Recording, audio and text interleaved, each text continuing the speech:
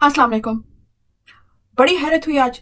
आज बेचारा जो हमारा मोर्रख था, जो पाकिस्तान की तारीख लिखा करता था, वो पहले तो दांतों तले दो उंगलियां दबाए हुए पाया गया। फिर एकदम से बैठा बैठा बेहोश होने लगा, तो उसके ऊपर पानी के छिट्टे मार के उससे पूछा कि भाई क्या मसला हुआ है। तो कहता है ये क्या हो रहा है हमारे मुल्क में, ऐसा तो कभी हमारी तारीख में नहीं हुआ, ये हमारे मुल्क के साथ हो क्या रहा है आखिरकार।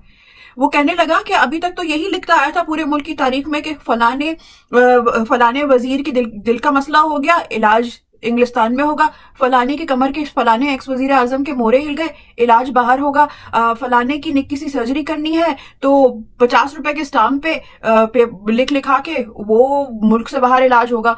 फिर उसके बाद मुल्क में तो सिर्फ आती थी वो पार्सल शुदा मैयतें। तो अब ये कैसा कोई टीपू सुल्तान की नस्ल का क्या मर्द मोमिन मिल गया, ये कौन टीपू सुल्तान की नस्ल से पाकिस्तान को मिल गया जो ये कहता है कि सारी उम्र जेल में रह लूंगा लेकिन गुलामी कबूल नहीं करूंगा। इमरान खान किस मिट्टी के बने हो, ना झुकते हो ना तुम बिकते हो, ऊपर से इनको जख्म भी देते हो और ऊपर से नमक भी छिड़कते हो। क्यों ना जाए कुर्बान तुम पे तुम्हारी कौम, क्यों ना वारी वारी जाए तुम्हारी कौम तुम पे। और तो और मोर्रिख ने यह भी कहा कि वो तो जेल में बैठ के भी इलेक्शन जीत गया। इलेक्शन से याद आया, बहुत ही खूबसूरत बात की है आज मोहम्मद अफजल साहब ने, वो एक्स ईसीपी के जो चेयरमैन थे, उन्होंने आज बड़ी खूबसूरत बात की। उन्होंने कहा कि अगर 40 साल सियासत के बाद भी अगर इंसान की ये ख्वाहिश है कि मेरा मुखालिफ अव्वल तो सामने ही ना हो और अगर हो तो जेल में हो, तो लानत है ऐसी सियासत पे।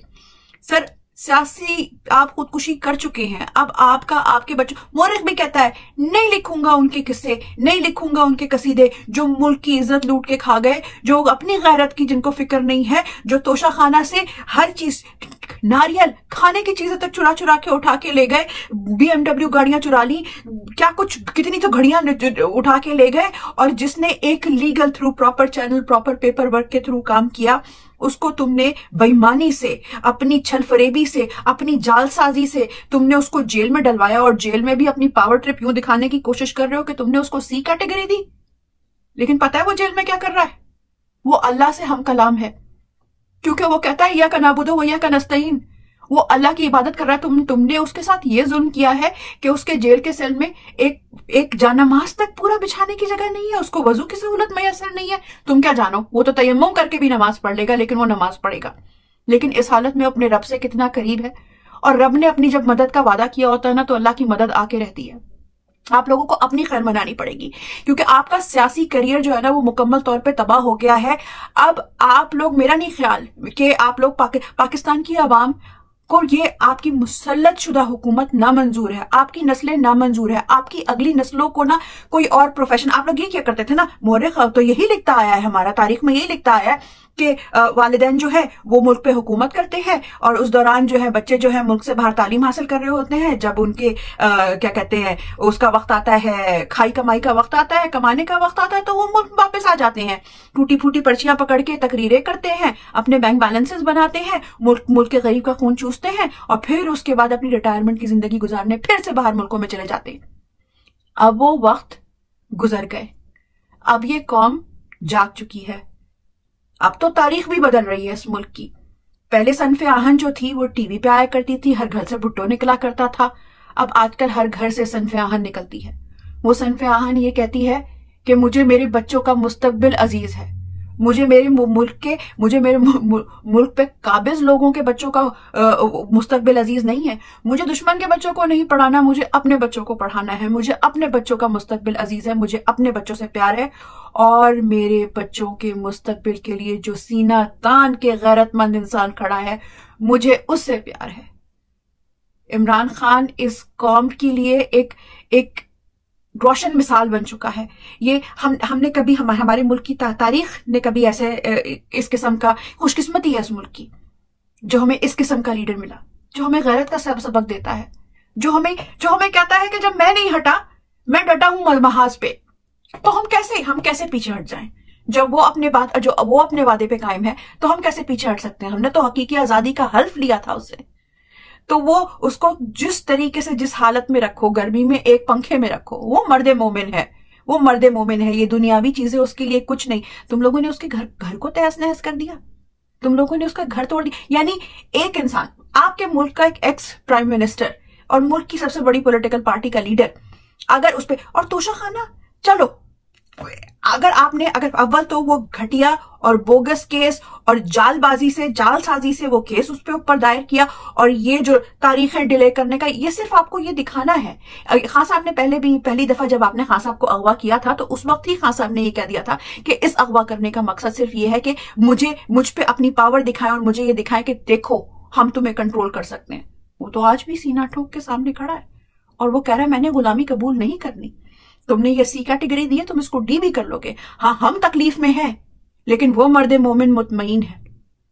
तो हमारे पास तो इसके अलावा कोई, इस पूरी कौम के पास तो इसके अलावा कोई चारा ही नहीं है कि हम तो सिर्फ ये कहते हैं कि हम ना बाज आएंगे, मोहब्बत से जान जाएगी और क्या होगा।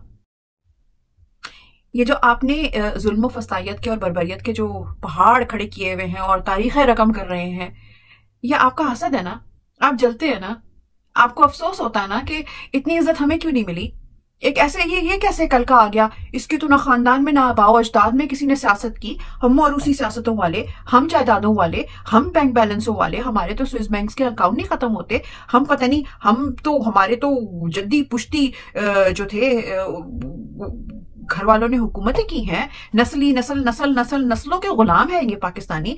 फिर अचानक आज पाकिस्तानी कौम की हिम्मत कैसे हो गई कि हमारी आंखों में आंखें डाल के बात करती है और एक नए इंसान से इतना प्यार करती है। आप जलते हैं ना, हसद है ना ये, वरना कोई जवाब नहीं बनता किसी का घर बिला वजह तहस नहस करने का, कोई जवाब नहीं बनता। अगर चले माना आप सच पे हैं, माना कि वो केस सच है, तो फिर फेयर ट्रायल क्यों नहीं? क्यों किसी से मिलने नहीं देना? क्या किया उसने? दहशतगर्दी की है, मुल्क के राज चुराए हैं, मुल्क के साथ गद्दारी की है। अपने गिरबानों में झांकें ताकि आपको पता चले मुल्क का हकीकी गद्दार है कौन। मेरा नहीं ख्याल कि आपको कौम इतनी पसंद भी करती है कि आप रिटायरमेंट के बाद कभी पाकिस्तान में रह पाएंगे। आपकी मंजिल तो वही है जहां पे आपका पूरा खानदान ऑलरेडी जमा है। नवाज शरीफ भाई के वजीर आजम होते हुए भी इस मुल्क में नहीं आता। क्यों नहीं आता? यही हाल इनके बाकी खानदान का भी होने वाला है। आप लोगों को नहीं, आप लोग नामंजूर, आपकी नस्लें नामंजूर, आपकी पिछली नस्लें नामंजूर, आपकी अगली नस्लें नामंजूर। मौर्रख गवाह है इस बात का कि तारीख तो हमेशा सिर्फ बहादुरों को याद रखती है। यजीद था, हुसैन है, जो हक के लिए डट गया वही फला पा गया। तो अब हमने भी है ये ठानी, इमरान खान से वफा होगी और सरेआम होगी। हमने सर उठा के जीना है। हमें एक गुयूर लीडर मिला है। हमारा मान, हमारे पाकिस्तान की शान इमरान अहमद खान नियाजी है। और ये जो हकीकी आजादी का जो काफिला चला था, ये जिसकी जंग में हम पिछले 1.5 साल से हम फस्तायत के खिलाफ डट के खड़े हैं, इसका फाते वो जीत चुका है। आप माने या ना माने, लेकिन कहीं ना कहीं आपके दिल में आपको ये बात पता है, आप ये बात मानते हैं कि आप हारे हुए हैं। आपके ये जो टैक्टिक्स हैं, ये जुल्म बर्बरियत के जो टैक्टिक्स हैं, और जो आपने एक फस्तायत एक आम इंसान के ऊपर जिस लेवल की जुल्म बर्बरियत शुरू की हुई है, ये आपकी हार है, ये आपकी शिकस्त है, या आप अपनी शिकस्त को अपनी ईगो में लपेट रहे हैं। इस जंग इस तरह से नहीं जीती जाती। आप पता नहीं क्या जीतना चाह रहे हैं, लेकिन इमरान खान की हुक्मरानी इस पाकिस्तानी अवाम के दिलों पे है। अगली मंजिल हकीकी आजादी। पाकिस्तान जिंदाबाद।